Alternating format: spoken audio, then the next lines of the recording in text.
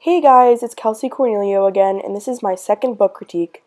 For my featured text, I chose the picture book The Little Island, written by Golden MacDonald and illustrated by Leonard Weisgard.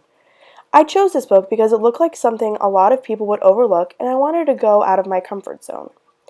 This book is about a little island that inhabits all kinds of creatures, such as birds, seals, and of course fish that live in the water surrounding it. One day there were people that came to the island for a picnic, and with them they brought a little cat. The cat asked a lot about the island and why it was so small.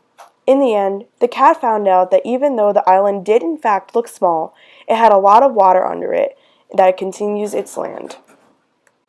For my first lesson, I am going to do a second grade English language arts lesson that ties in with the Common Core standard, use information gained from the illustrations and words in a print or digital text to demonstrate understanding of its characters, setting, or plot.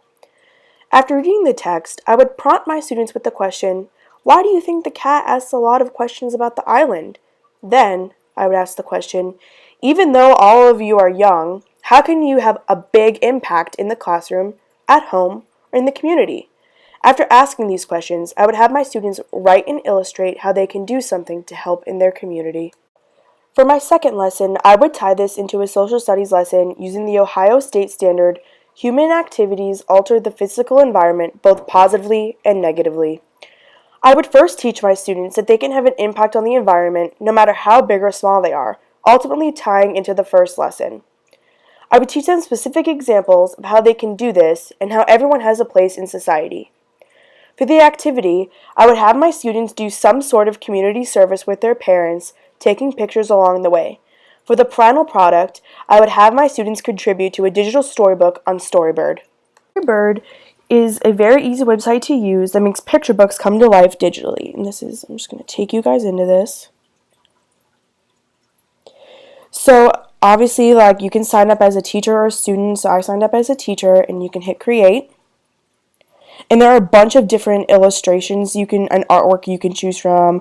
For this specific example, I would probably search maybe outdoors.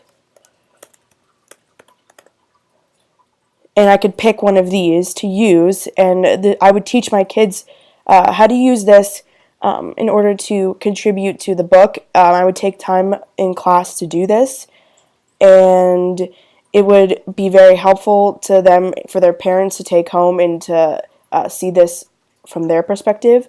Ultimately, we would come together and make a picture book that I can put on my e-portfolio. Other books in this set include Freedom Over Me, which is a Newbery honor, written and illustrated by Ashley Bryan. Its genre is historical fiction, and I would use it in a 5th grade classroom. There's also The War That Saved My Life, which is a Newbery honor, written by Kimberly Brubaker Bradley. Its genre is historical fiction. It's a chapter book, and I would use it in an 8th grade classroom. There is Madeline's Rescue, which is a Caldecott honor, written and illustrated by Ludwig Bemelmans. Its genre is picture book, and I would use it in a kindergarten classroom. There's Alphabet City, which is a Caldecott honor by Stephen T. Johnson. Its genre is picture book, and I would use it in a preschool classroom. There is Raindrop Splash, which is also a Caldecott honor, written by Alvin Tresselit and illustrated by Leonard Weisgard. It's a picture book, and it would also be used in a preschool classroom.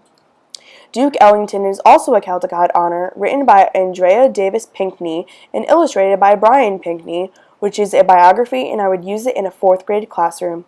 Lastly, there is Swamp Angel, which is also a Caldecott honor, written by Anne Isaacs and illustrated by Paul O. Zielinski. Its genre is fiction, it's an American folktale, and I would use it in a 3rd grade classroom.